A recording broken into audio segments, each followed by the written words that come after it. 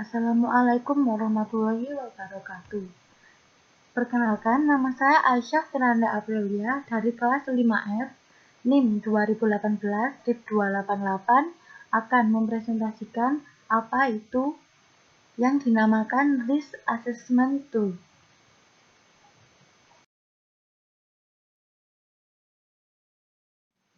Yang pertama kita bahas adalah audit risk. Apa sih audit risk itu? Audit risk adalah resiko audit di mana auditor menyatakan opini audit yang tidak tepat ketika laporan keuangan diungkapkan. Ini artinya seorang auditor ragu akan kebenaran laporan keuangan yang diungkapkan tersebut.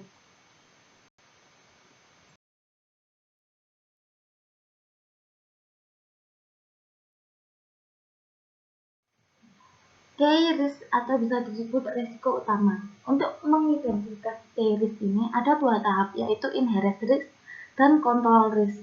Inherent risk ini bisa disebut dengan risiko bawaan. Dalam penilaian risiko ini melibatkan identifikasi akun dan asersi terkait yang paling berisiko salah satu material. Misalnya, jika klien menjual barang berharga, ada risiko persediaan terlalu banyak karena mungkin barang dicuri, tetapi masih tetap dicatat dalam pembukuan klien. Oleh karena itu, terdapat risiko bahwa pernyataan manajemen itu tercatat tidak valid.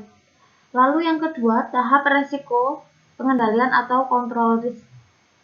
Nah, ini dalam penilaiannya melibatkan pemahaman tentang sistem pengendalian internal klien. Jika klien menjual barang-barang berharga, auditor akan menilai apakah klien mereka memiliki kendali untuk mengurangi risiko bahwa inventaris dapat dicuri. Akhirnya, auditor akan merencanakan untuk melakukan pengujian rinci dari setiap akun yang diidentifikasi sejauh yang diperlukan. The audit risk model and its component, atau bisa disebut komponen dan model risikonya. Risiko salah saji material ada di tingkat laporan keuangan dan pada tingkat asersi. Pada tingkat laporan keuangan, risiko salah saji material mengacu pada risiko yang mempengaruhi laporan secara keseluruhan. Misalnya, jika klien membeli sistem komputer baru dan tidak melatih staf secara memadai dalam penggunaannya, terdapat risiko kesalahan dalam mencatat transaksi yang digunakan untuk menyiapkan laporan keuangan. Lalu, pada tingkat asersi, risiko salah saji material mengacu pada risiko yang mempengaruhi golongan, transaksi, saldo akun, dan pengungkapan. Misalnya, jika klien menjual barang ke luar negeri, terdapat risiko transaksi yang tidak dicatat dengan benar menggunakan nilai tukar yang sesuai pada tanggal setiap transaksi.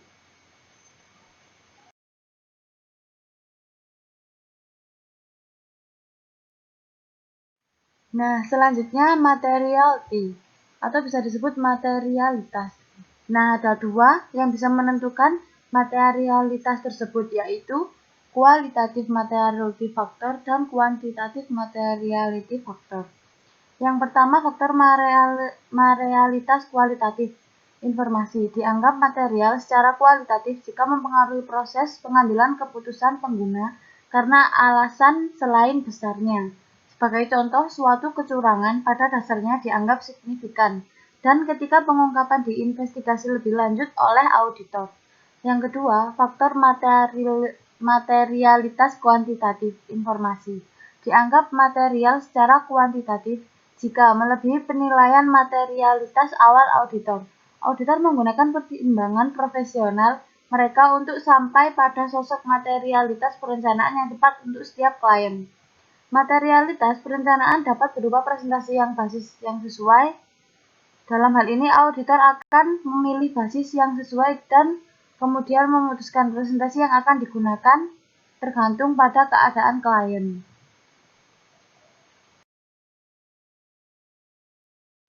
Setting materiality. Saat menetapkan materialitas, auditor akan menggunakan pertimbangan profesional dan pengetahuan rinci mereka tentang klien mereka, sambil tetap memperhatikan pengguna utama laporan keuangan. Untuk emiten, pengguna utama adalah pemegang saham. Untuk perusahaan tidak terdaftar, pengguna utama umumnya adalah pemilik dan atau pemberi pinjaman utama dana. Audit strategi atau perencanaan audit. Perencanaan audit atas laporan keuangan mensyaratkan auditor untuk menetapkan strategi audit secara keseluruhan, yang menetapkan ruang lingkup, waktu, dan arah audit, memberikan dasar untuk mengembangkan rencana audit terperinci. Strategi audit bergantung pada penilaian risiko keseluruhan. Ketika risiko inheren dan pengendalian dinilai tinggi, maka risiko salah saji material dinilai tinggi dan auditor akan menetapkan risiko deteksi serendah-rendahnya untuk menjaga risiko audit pada tingkat terendah yang dapat diterima. Misalnya, klien menjual peralatan pengujian medis yang mahal dan keamanannya terbatas. Sekalipun beberapa peralatan hilang atau dicuri, hal itu akan berdampak pada material dan nilai persediaan. Stok reguler tidak diadakan. Risiko melekat tinggi untuk keberadaan persediaan. Stok mungkin tercatat yang tidak ada. Dalam hal ini, risiko pengendalian tinggi karena tidak ada pengendalian untuk memitigasi atau mengurangi risiko inheren yang teridentifikasi. Lalu sebaliknya, jika risiko rendah, misalnya klien menjual mur dan baut, melakukan perhitungan stok rutin. Resiko melekat rendah karena sejumlah besar mur dan baut perlu dicuri sebelum berdampak material pada jumlah yang dicatat untuk persediaan. Auditor akan merencanakan pengujian bahwa penghitungan stok efektif dan catatan diperbarui secara tepat waktu untuk setiap kerugian saham.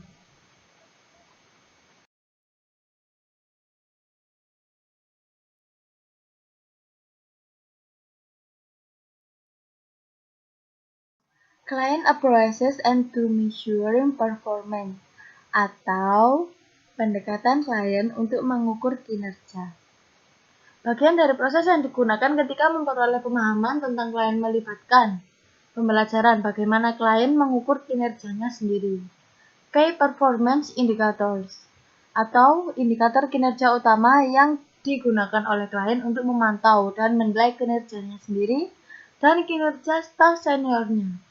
Ada dua pendekatan klien untuk memantau dan menilai kinerjanya sendiri, yaitu profitabilitas dan yang kedua likuiditas. Profitabilitas umum bagi perusahaan untuk menggunakan ukuran profitabilitas untuk kinerja mereka dan staf senior mereka. Ada 3 perhitungan yang digunakan dalam pendekatan ini, yaitu yang pertama adalah price earnings, PE ratio, atau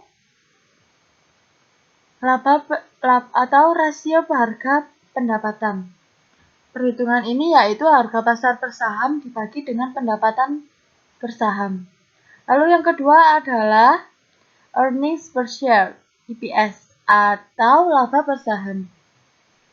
Laba dibagi dengan rata-rata terima saham biasa yang diterbitkan, mencerminkan laba atas setiap saham yang ditempatkan. Lalu yang terakhir adalah cash earnings per share, atau penghasilan kas per saham.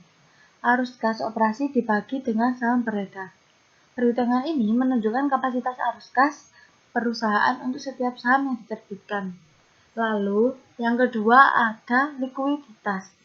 Kemampuan perusahaan untuk memenuhi kebutuhan kas dalam jangka pendek dan panjang.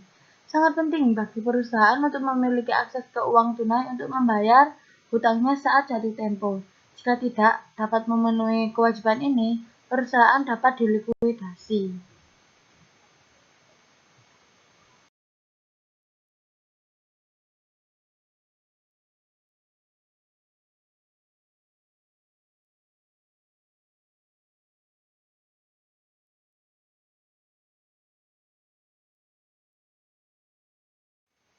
Prosedur analisis. Prosedur analisis mendefinisikan evaluasi informasi keuangan dengan mempelajari hubungan yang masuk akal antara data keuangan dan non-keuangan, yang melibatkan identifikasi fluktuasi akun yang tidak konsisten dengan ekspektasi auditor berdasarkan pemahaman tentang klien. Terdapat beberapa metode dalam prosedur analisis. Yang pertama, yaitu perbandingan. Perbandingan sederhana dibuat antara saldo akun untuk tahun berjalan dan tahun sebelumnya, serta tahun berjalan dan anggaran. Ketika membandingkan saldo akun dari satu tahun ke tahun berikutnya, perubahan signifikan dapat dilacak dan diselidiki lebih lanjut oleh auditor. Yang kedua adalah tren analisis atau analisis horizontal, melibatkan perbandingan saldo akun dari waktu ke waktu. Ini dilakukan dengan pemilihan tahun dasar dan kemudian menyajikan kembali semua akun di tahun-tahun berikutnya seperti persentase dari tahun dasar tersebut. Yang ketiga adalah common size analysis. Di sini analisis ukuran item baris digunakan, umumnya adalah total aset. Analisis vertikal ini melibatkan perbandingan saldo akun dengan satu item baris. Dalam laporan laba rugi, item baris yang digunakan umumnya adalah penjualan atau pendapatan. Lalu yang keempat, rasio analisis. Analisis rasio dilakukan oleh seorang auditor untuk menilai hubungan antara berbagai saldo akun laporan keuangan. Auditor akan menghitung rasio profitabilitas, likuiditas, dan solvabilitas. Lalu yang kelima adalah prosedur analitik atau other analytical procedure. Nah, ini adalah metode yang paling canggih yang digunakan oleh beberapa perusahaan.